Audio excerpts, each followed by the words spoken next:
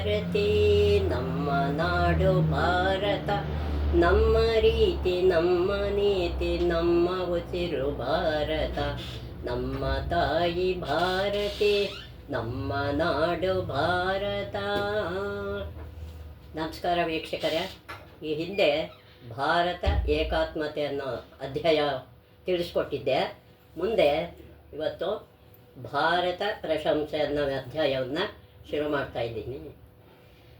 ಪ್ರಾಚೀನ ಸಾಹಿತ್ಯದಲ್ಲಿ ಅನೇಕ ಭಾರತ ತಾಯ್ನಾಡಿನ ಪ್ರಶಂಸೆ ಬರುತ್ತದೆ. ಗುಪ್ತ ಸಾಮ್ರಾಜ್ಯ ಉಚ್ಛರಾಯ ಸ್ಥಿತಿ ತಲುಪಿದಾಗ ಭಾರತವು ಭೌತಿಕ, ಆರ್ಥಿಕ, ಸಾಂಸ್ಕೃತಿಕ ಮತ್ತು ರಾಜನೈತಿಕ ಮುಂತಾದ ಎಲ್ಲ ಕ್ಷೇತ್ರಗಳಲ್ಲಿ ಜಗತ್ತಿನಲ್ಲಿ ಅಗ್ರಗಣ್ಯವೆನಿಸಿತ್ತು. ಅಂದು ನಮ್ಮ ಹೃದಯದ ಅದಮ್ಯ ಉತ್ಸಾಹದ ಬುಗ್ಗೆಯಂತಿತ್ತು. ಜಗತ್ತಿನ ಎಲ್ಲ ದಿಕ್ಕುಗಳಿಗೂ ನಮ್ಮ ಪರಾಕ್ರಮಿ ಪೂರ್ವಜರು ಜ್ಞಾನದ ಪಂಜಿನೊಂದಿಗೆ ತೆರಳಿದರು. ಅವರನ್ನು ಸ್ವಾಗತಿಸಲು 10 ದಿಕ್ಕುಗಳು ಕಾದಿದ್ದವು. ಜಗತ್ತಿನ ಎಲ್ಲ ಕಡೆ ಭಾರತದ್ದೇ ಪ್ರಶಂಸೆ ನಡೆದಿತ್ತು. ಪೃಥ್ವಿಯಾಂ ಭಾರತಂ ವರ್ಷಂ ಕರ್ಮಭೂಮಿ ರುದಿತಾಹೃತ ಬ್ರಹ್ಮಾಂಡ ಪುರಾಣದಲ್ಲಿ ಹೇಳಿದೆ. ಜಗತ್ತಿನಲ್ಲಿ ಭಾರತವೇ ಕರ್ಮಭೂಮಿ ಎಂದು ತಿಳಿಯಲ್ಪಡುತ್ತದೆ. ಜಾಂಬವೇ ಭಾರತಂ ವರ್ಷಂ ತೀರ್ಥಂ ತ್ರೈಲೋಕ್ಯ ವಿಶ್ರುತಂ ಕರ್ಮಭೂಮಿ ಪ್ರಾಯತಃ ಕರ್ಮಭೂಮಿರ್ಯತಃ ಪುತ್ರ ತಸ್ಮಾತ್ ತೀರ್ಥಂ ತದುಚ್ಯತೆ. ಬ್ರಹ್ಮಾಂಡ ಪುರಾಣದ ವಾಕ್ಯ ಅದು. ಜಂಬೂದ್ವೀಪದ ಭಾರತ ವರ್ಷವು ಜಗತ್ ಪ್ರಸಿದ್ಧ ತೀರ್ಥವಾಗಿದೆ. ಅದು ಒಂದು ಕರ್ಮಭೂಮಿ ಆಗಿರುವುದರಿಂದ ತೀರ್ಥ ಎನಿಸಿದೆ. ದೇವಾನಾಮಭಿ ವಿಪ್ರರ್ಷೆ ಸದಾಹೇಶ ಮನೋರಥಂ ಅಪಿ ಮಾನುಷ್ಯಾಮಾಪ್ತ್ಯಾನ ದೇವತ್ವಾತ್.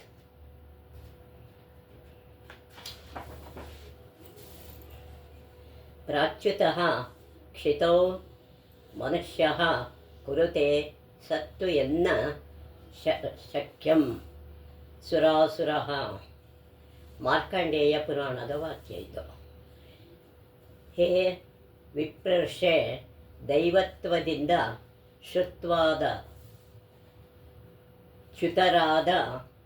ಚ್ಯುತರಾದ ಬಳಿಕ ಭಾರತದಲ್ಲಿ ಮನುಷ್ಯತ್ವ ಪ್ರಾಪ್ತವಾಗಲೆಂದು ದೇವತೆಗಳು ಮನೋರಥ ಹೊಂದಿರುತ್ತಾರೆ. ಯಾವುದು ಸುರಾಸುರರಿಗೂ ಸಾಧ್ಯವಾಗದೋ ಅದನ್ನು ಮನುಷ್ಯನು ಮಾಡಬಲ್ಲನು. ಅತ್ರಾಪಿ ಭಾರತಂ ಶ್ರೇಷ್ಠಂ ಜಂಬುದ್ವೀಪೆ ಮಹಾಮುನೆ, ಯತೋ ಹಿ ಕರ್ಮಭೂತೇಷು ಯತೋನ್ಯ ಭೋಗಭೂಮ್ಯಃ. ಅತ್ರ ಜನ್ಮ ಸಹಸ್ರಾಣಾಂ ಸಹಸ್ರೈಪಿ ಸತ್ತಮ ಕದಾಚಿಲ್ಲಭತೆ ಜಂತುರ್ಮಾನುಷಂ ಪುಣ್ಯ ಸಂಶಯಾತ್. ದ್ವೀಪವೆಂಬ ಜಗತ್ತಿನ ಭಾಗದಲ್ಲಿ ಭಾರತವು ಶ್ರೇಷ್ಠವಾದ ದೇಶವು. ಏಕೆಂದರೆ ಇದು ಕರ್ಮಭೂಮಿ. ಇತರ ದೇಶಗಳು ಕೇವಲ ಭೋಗಭೂಮಿಗಳು. ಸಾವಿರಾರು ಜನ್ಮಗಳ ಪುಣ್ಯ ಸಂಗ್ರಹದಿಂದ ಮಾತ್ರ ಭಾರತದಲ್ಲಿ ಜೀವಿಯು ಮನುಷ್ಯ ಜನ್ಮ ಪಡೆಯುತ್ತಾನೆ. ಸ್ವರ್ಗದಲ್ಲಿ 10 ಯುಗಗಳ ಕಾಲ ಬಾಳುವುದಕ್ಕಿಂತ ಭಾರತದಲ್ಲಿ ಕೆಲವೇ ಕ್ಷಣಗಳು ಜೀವಿಸುವುದು ಮೇಲು. ಶ್ರೀಮದ್ ಭಾಗವತ 5ನೇ ಸ್ಕಂದ 19ನೇ ಅಧ್ಯಾಯ 20-22 ಶ್ಲೋಕಗಳಲ್ಲಿ ಹೇಳಿದೆ. ಅನ್ಯಸ್ಥಾನೇ ವೃಥಾ ಜನ್ಮ ನಿಷ್ಫಲಂ ಚ ಗತಾಗತಂ ಭಾರತೀ ಚ ಕ್ಷಣಂ ಜನನ ಸಾರ್ಥಕಂ ಶುಭಕರ್ಮದಂ. ಇತರ ಭಾಗಗಳಲ್ಲಿ ಹುಟ್ಟುವುದು ವ್ಯರ್ಥವೇ ಸರಿ. ಅದರಿಂದ ಮಹತ್ವದ ಫಲವಿಲ್ಲ. ಭಾರತದಲ್ಲಿನ ಹುಟ್ಟು ಅಲ್ಪಕಾಲದ್ದಾದರೂ ಫಲಕಾರಿಯೇ. ಓರ್ವ ಮಹಾನುಭಾವ ಪ್ರಾರ್ಥನೆ ಹೀಗಿತ್ತು: ಪ್ರತಿ ಜನ್ಮನಿಮೆ ಚಿತ್ತಂ ವಿತ್ತಂ ದೇಹಶ್ಚ ಸಂತಿ ತತ್ಸೇವಾ ನಿರತು ಭೂಯುರ್ಮಾತಾ ಮಾತತ್ವಂ ಕರುಣಾಮಯಿ. ಹೇ ತಾಯಿ, ನೀನು ಅತ್ಯಂತ ಕರುಣಾಳು. ನನಗೆ ನಿನ್ನಲ್ಲಿಯೇ ಜನ್ಮ ದೊರೆಯಲಿ. ಪ್ರತಿ ಜನ್ಮದಲ್ಲಿಯೂ ನನ್ನ ಮನಸ್ಸು, ಸಂಪತ್ತು, ಶರೀರ ಮತ್ತು ಸಂತತಿಯ ಅರ್ಥಾತ್ ನನ್ನದೆಂಬುದೆಲ್ಲವೂ ನಿನ್ನ ಸೇವೆಗೆ ಉಡುಪಾಗಿರಲಿ. ಇನ್ನೊಬ್ಬ ಭಾರತ ಭಕ್ತನ ಪ್ರಾರ್ಥನೆ ಹೀಗಿತ್ತು: ನಮೇ ವಂಚಾಸ್ತಿ ಯಶಸ್ಸಿ ವಿದ್ವತ್ತತ್ವೇನ ನ ಚ ವಾ ಸುಖೇ ಪ್ರಭುತ್ವೇನೈವ ವಾ ಸ್ವರ್ಗೆ ಮೋಕ್ಷಜ್ಞಾನಂದದಾಯಿಕೆ. ಪರಂತು ಭಾರತೆ ಜನ್ಮ ಮಾನವಸ್ಯ ಚ ವಾ ತಮೋ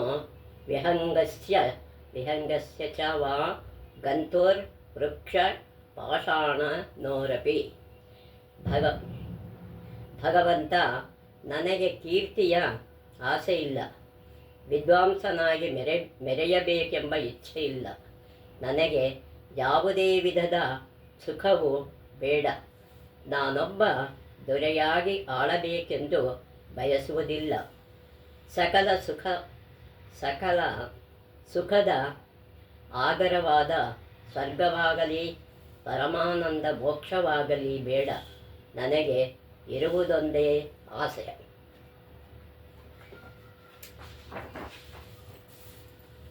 ಅದೆಂದರೆ ಭಾರತದಲ್ಲಿ ಜನಿಸಬೇಕು. ಮನುಷ್ಯನಾಗಿ ಅಥವಾ ಪಶುವಾಗಲಿ ಇಲ್ಲೇ ಹುಟ್ಟಿಸು. ಅಷ್ಟು ಪುಣ್ಯವಿಲ್ಲದಿದ್ದರೂ ಪಕ್ಷಿಯಾಗಿ ಅಥವಾ ಹುಳುವಾಗಲಿ ಇಲ್ಲೇ ಹುಟ್ಟಲು ಅವಕಾಶ ಮಾಡು. ಚಲಿಸುವ ಜೀವಿಯಾಗಿ ಹುಟ್ಟುವಷ್ಟು ಪುಣ್ಯ ನನ್ನಲ್ಲಿಲ್ಲದಿದ್ದರೆ ಗಿಡ ಮರ ರೂಪದಲ್ಲಾಗಲಿ ಕಲ್ಲು ಬಂಡೆಯ ರೂಪದಲ್ಲಾಗಲಿ ನನಗೆ ಭಾರತದಲ್ಲಿಯೇ ಜನ್ಮ ಕೊಡು. ತಾಯಿಯ ಎದೆಗೆ ಮಗು ತೆಕ್ಕೆ ಬೀಳುವಂತೆ ನಾನು ಭಾರತದೊಂದಿಗೆ ಸಂಲಗ್ನಗೊಂಡಿದ್ದೇನೆ.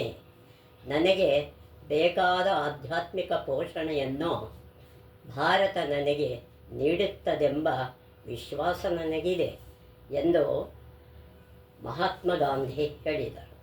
ಹಿಂದೂಗಳಂತೆಯೇ ಅಹಿಂದುಗಳು ಇದೇ ಗೌರವದಿಂದ ಭಾರತವನ್ನು ಪ್ರೀತಿಸಿದರು. ಜಗತಾರೇ ಸಾರೇ ಜಹಾನ್ಸಿ ಅಚ್ಚ ಹಿಂದೂಸಿತಾನ್ ಹಮಾರ ಎಂದು ಹಾಡಿದರು ಕವಿ ಮೊಹಮ್ಮದ್ ಇಕ್ಬಾಲ್. ಜಫರ್ ಅಲಿ ಖಾನ್ ಎಂಬ ಕವಿ, ನನಗೆ ಶಂಕವೂ ಬೇಡ, ನಮಾಜೂ ಬೇಡ, ನನಗೆ ಬೇಕಾಗಿರುವುದು ಹಿಂದೂಸ್ತಾನ ಮಾತ್ರ ಎಂದಿದ್ದಾನೆ. ಡಾಕ್ಟರ್ ಮೊಹಮ್ಮದ್ ಇಕ್ಬಾಲರು ತಮ್ಮ ಕವನದೊಂದರಲ್ಲಿ ನನಗೆ ಬೇಕಾದ್ದೆಲ್ಲ ಹಿಂದೂಸ್ತಾನ್, ನನಗೆ ಬೇಕಾದದ್ದು ಅದೇ ಹಿಂದೂಸ್ತಾನ್, ಆ ಹಿಂದೂಸ್ತಾನವೇ ತನ್ನ ಮೇಲೆ ದಾಳಿ ಮಾಡಿದ ಶಕ ಗ್ರೀಕ್ ಹೂಣರನ್ನು ಸಾಕೆನ್ನುವಂತೆ ಮಾಡಿತ್ತು. ಆ ನನ್ನ ದೇಶವೇ ಇಡೀ ಜಗತ್ತಿಗೆ ಜ್ಞಾನ ತಿಳಿವಳಿಕೆ ನೀಡಿ ಅನುಗ್ರಹಿಸಿತ್ತು. ಇದರ ಮೇಲೆ ಪರಮಾತ್ಮನ ಕೃಪೆ ಅಪಾರ. ಇಲ್ಲಿನ ಮಣ್ಣಿನ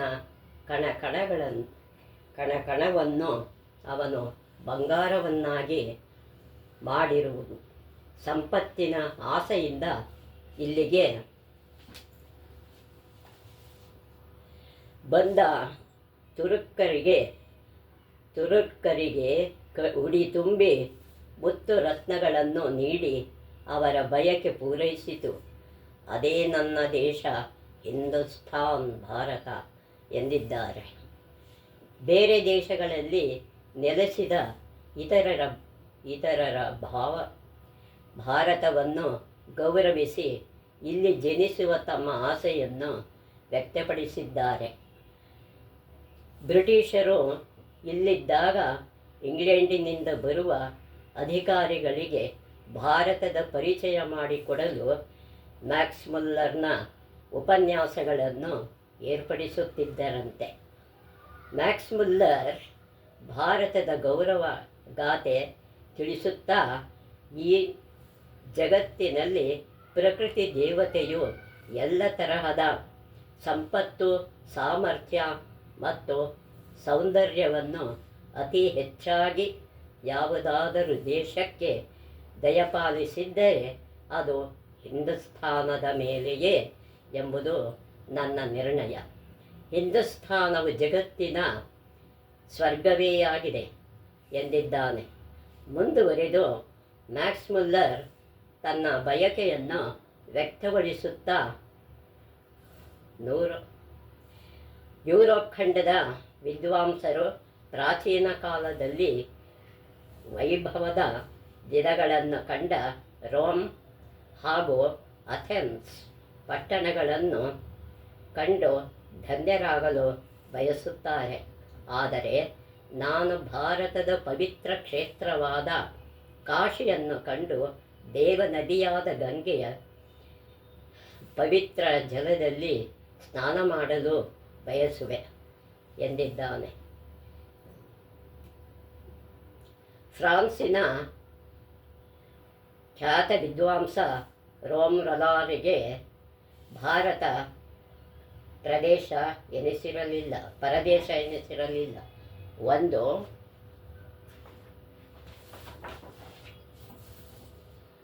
ಒಂದು ಕಡೆ ಅವರು ನನ್ನ ಬಗ್ಗೆ ಕೇಳಿದರೆ ನಾನು ಹೇಳುವುದಿಷ್ಟೇ: ಹಿಂದೂಸ್ತಾನವನ್ನು ನೋಡಿದ ಕ್ಷಣದಿಂದ ಅದು ನನಗೆ ಪರದೇಶವೇ ಅಲ್ಲ. ಹಿಂದೂಸ್ತಾನವು ಎಲ್ಲ ದೇಶಗಳಿಗಿಂತಲೂ ಹಿರಿದಾದ ದೇಶ. ಅದು ನನ್ನ ಅಂತರಂಗದಲ್ಲಿ ಮನೆ ಮಾಡಿಕೊಂಡಿದೆ ಎಂದಿದ್ದಾನೆ. ಅಮೇರಿಕದ ವಿಶ್ವವಿಖ್ಯಾತ ತತ್ವಜ್ಞಾನಿ ವಿಲ್ಡ್ಯೂರಾಂಟರ್ಗೆ ಭಾರತದ ಬಗ್ಗೆ ಅತಿಶಯವಾದ ಗೌರವ. ಅವರ ಈ ಮಾತುಗಳು ಗಮನಾರ್ಹ. ಭಾರತವು ನಮ್ಮ ಜನಾಂಗದ ತಾಯಿನಾಡು ಮತ್ತು ಸಂಸ್ಕೃತವು ಯುರೋಪಿನ ಭಾಷೆಗಳ ತಾಯಿ. ನಮ್ಮ ತತ್ವಜ್ಞಾನದ ತಾಯಿಯೂ ಆಕೆಯೇ. ನಮ್ಮ ಗಣಿತಶಾಸ್ತ್ರದ ಬಹುಭಾಗವು ನಮಗೆ ಅರಬ್ಬರ ಮೂಲಕ ಭಾರತದಿಂದಲೇ ಬಂದಿದೆ. ನಮ್ಮ ಕ್ರೈಸ್ತ ಧರ್ಮದಲ್ಲಿ ಮೂರ್ತಿ ರೂಪ ತಳೆದಿರುವ ಜೀವನಾದರ್ಶಗಳಿವೆ. ಭಾರತವು ಅದೇ ಬುದ್ಧನ ಮೂಲಕ ತಾಯಿ.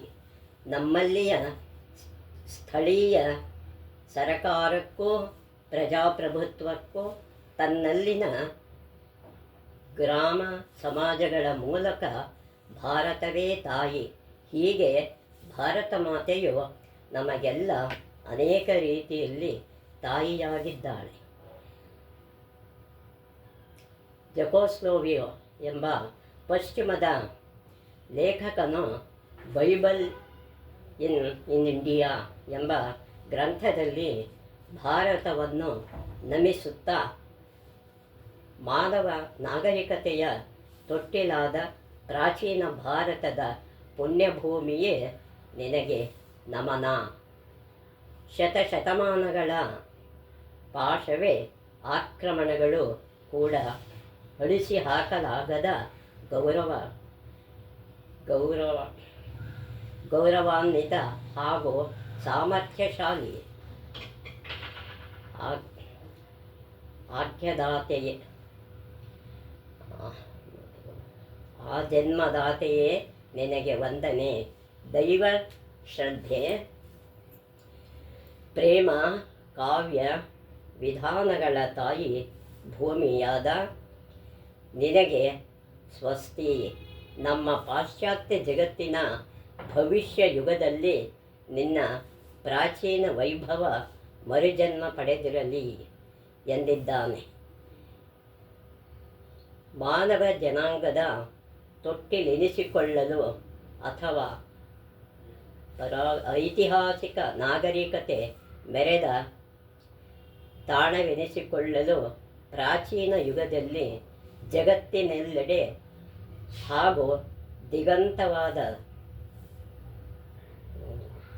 ದಿಗಂತದಾಚೆ ನಡೆದ ವಿಕಾಸ ಪರಂಪರೆಯ ಕೇಂದ್ರ ಸ್ಥಾನವೆನಿಸಿಕೊಳ್ಳಲು ಹಾಗೂ ಮಾನವನ ಬೌದ್ಧಿಕ ಜೀವನ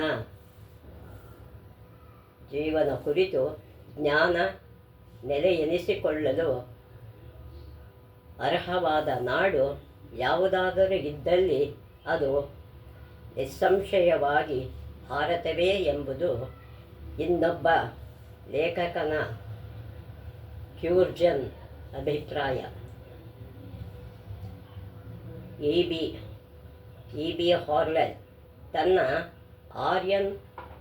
ಆರ್ಯನ್ ರೂಲ್ ಇನ್ ಇಂಡಿಯಾ ಎಂಬ ಪುಸ್ತಕದಲ್ಲಿ ಸರಳ ಮತ್ತು ನಿಷ್ಕಲ್ಮಶ ಹೃದಯದಿಂದ ಹೆಜ್ಜೆ ಹಾಕಬೇಕಾದ ಮಾನವತೆಯ ದೇಗುಲ ಭಾರತ ಎಂದಿದ್ದಾನೆ. ಜಪಾನ್ ದೇಶದ ತತ್ವಶಾಸ್ತ್ರದ ಅಧ್ಯಯನವೆಂದರೆ ಭಾರತೀಯ ತತ್ವಶಾಸ್ತ್ರದ ಅಧ್ಯಯನವೇ ಎಂದು ಖ್ಯಾತ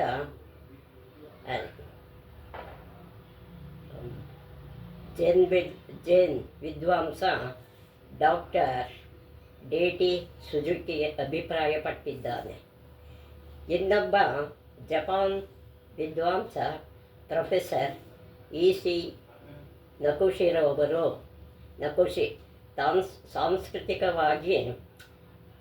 ಸಾಂಸ್ಕೃತಿಕವಾಗಿ ಜಪಾನಿನ ತಾಯಿ ಭಾರತ. ಅನೇಕ ಶತಮಾನಗಳಿಂದ ಜಪಾನಿನ ತಾತ್ವಿಕ ಚಿಂತನೆಯ ಮೇಲೆ, ಸಂಸ್ಕೃತಿಯ ಮೇಲೆ ಭಾರತ ತನ್ನದೇ ಆದ ರೀತಿಯಲ್ಲಿ ಪ್ರಭಾವ ಬೀರುತ್ತಾ ಬಂದಿದೆ ಎಂದು ಬರೆದಿದ್ದಾರೆ.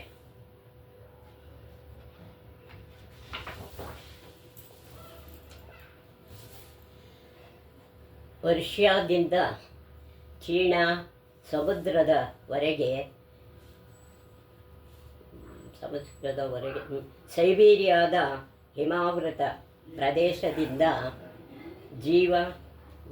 ಜಾವಾ ಬೋರ್ನಿಯೋ ದ್ವೀಪಗಳವರೆಗೆ, ಏಷ್ಯಾದಿಂದ ಸುಮಾತ್ರ ದ್ವೀಪದವರೆಗೆ ಭಾರತ ತನ್ನ ಪರಂಪರೆಗಳ ವಿಶ್ವಗಾಥೆಗಳನ್ನು, ಕಥಾನಕಗಳನ್ನು, ನಾಗರಿಕತೆಯನ್ನು ಪ್ರಸಾರ ಮಾಡಿದೆ. ಭಾರತವು ಸಹಸ್ರಾರು ವರ್ಷಗಳಿಂದ ಮಾನವ ಜನಾಂಗದ 4/1 ಮೇಲೆ ಅಳಿಸಲಾಗದಂತಹ ಮುದ್ರೆಯನ್ನೊತ್ತಿದೆ.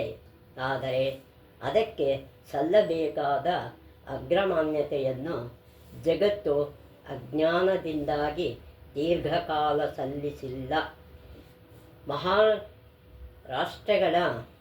ಪಂಕ್ತಿಯಲ್ಲಿ ಮಾನವ ಚೇತನದ ಅನನ್ಯ ಪ್ರತೀಕವಾಗಿ ನಿಲ್ಲಲು ಅರ್ಹವಾದುದು ಭಾರತ.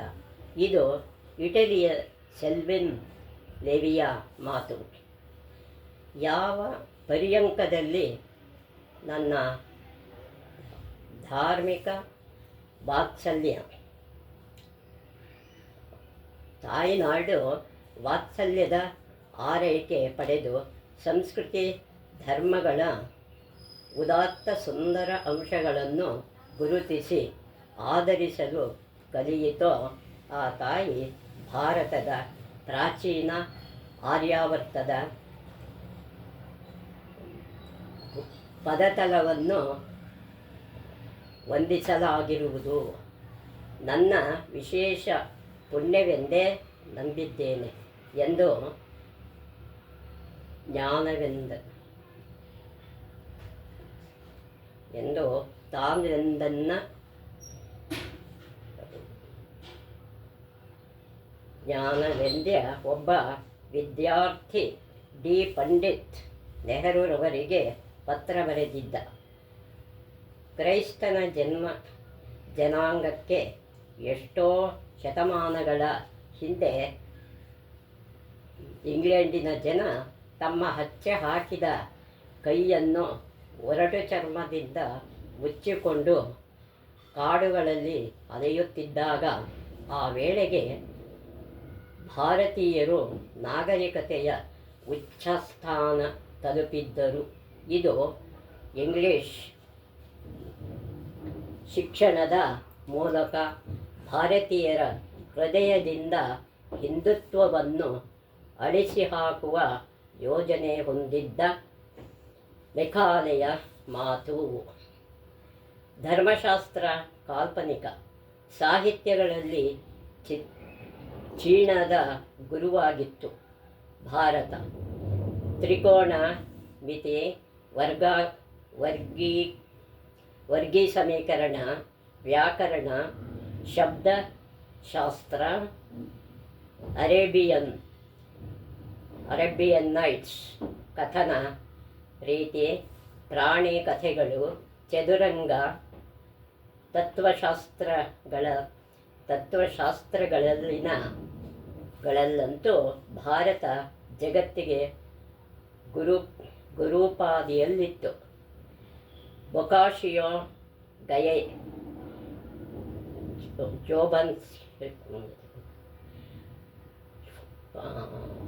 ಡೋಬನ್ ಹೀಕರ್, ಎಕ್ಸರ್ಸಿ ಇವರೆಲ್ಲರೂ ಸ್ಫೂರ್ತಿ ಪಡೆದದ್ದು ಭಾರತದಿಂದ ಎಂದು ಚೀನಿ ಲೇಖಕ ಲಿನಿಯೋಟಾಂಗ್ ತನ್ನ ವಿಸ್ಡಮ್ ಆಫ್ ಇಂಡಿಯಾದಲ್ಲಿ ತಿಳಿಸಿದ್ದಾನೆ. ತಮ್ಮ ಅಸ್ತಿತ್ವವನ್ನು ಕುರಿತು ಜನರ ಚಿಂತನ ಲಹರಿ ಹರಿಯತೊಡಗಿದ ಪ್ರಾಚೀನ ಕಾಲದಿಂದ ಜನರ ಕನಸುಗಳಿಗೆಲ್ಲ ಆಶ್ರಯಸ್ಥಾನವಾಗಿದ್ದುದು ಎಂದು ಕರೆಯಬಹುದಾದ ಯಾವುದಾದರೂ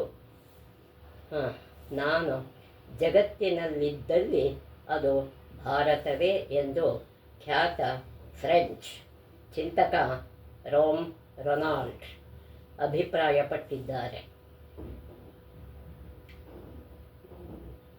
ಚೀನಾದ ಮೇಲೆ 20 ಶತಮಾನಗಳಷ್ಟು ದೀರ್ಘಕಾಲ ಸಾಂಸ್ಕೃತಿಕ ಪ್ರಭುತ್ವ ಸ್ಥಾಪಿಸಿತ್ತು ಭಾರತ. ಚೀನಾಕ್ಕೆ ಒಬ್ಬನೇ ಒಬ್ಬ ಸೈನಿಕನನ್ನು ಕಳಿಸಿದೆಯೇ ಅಂಥ ಪ್ರಭಾವ ಬೀರಲು ಭಾರತಕ್ಕೆ ಸಾಧ್ಯವಾಯಿತು. ನೆರೆಯವರ ಮೇಲೆ ತನ್ನ ಸಂಸ್ಕೃತಿಯನ್ನು ಭಾರತ ಎಂದೂ ಬಲವಂತದಿಂದ ಹೇರಲಿಲ್ಲ ಎಂದು ಅಮೆರಿಕಾದಲ್ಲಿ ಚೀನಾದ ರಾಯಭಾರಿಯಾಗಿದ್ದ ಹುಶೋ ಹೇಳಿದ್ದಾನೆ.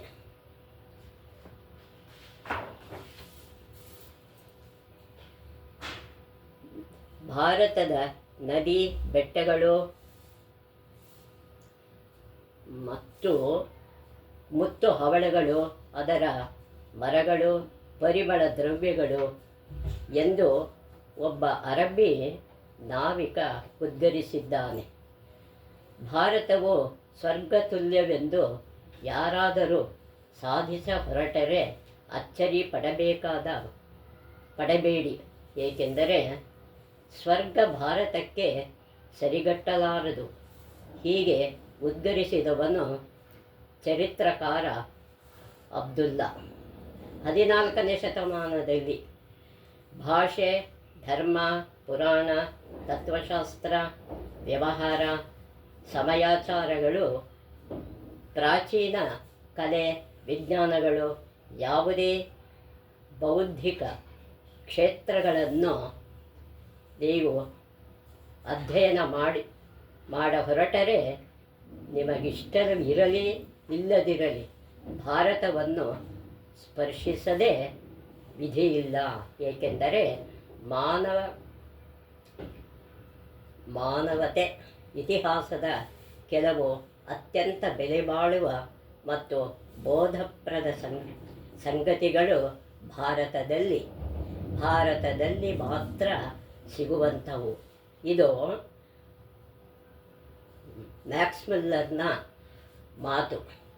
India what can it ಟೀಚಟ್.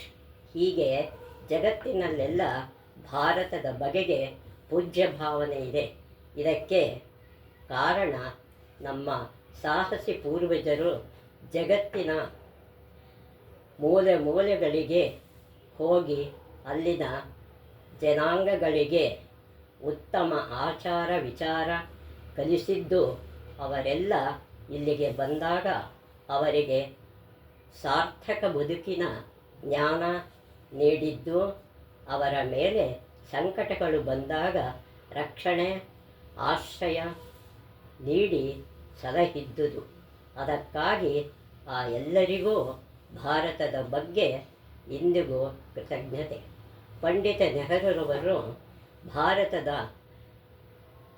ಬಗೆಗಿನ ಈ ಸದ್ಭಾವನೆಗಳನ್ನು ನೋಡಿ ಪುಲಕಿತರಾಗಿ ಹೀಗೆ ಉದ್ಗರಿಸಿದರು. ಜಗತ್ತಿನ ಪ್ರತಿಯೊಂದು ದೇಶದಲ್ಲಿ ಭಾರತದ ಬಗ್ಗೆ ಗೌರವ ಮತ್ತು ಸ್ನೇಹದ ಭಾವನೆ ತುಂಬಿದೆ. ಏಕೆಂದರೆ ಹಳೆಯ ಸಂಗತಿಗಳ ನೆನಪುಗಳು ಅಳಿಸಿ ಹೋಗುವುದಿಲ್ಲ.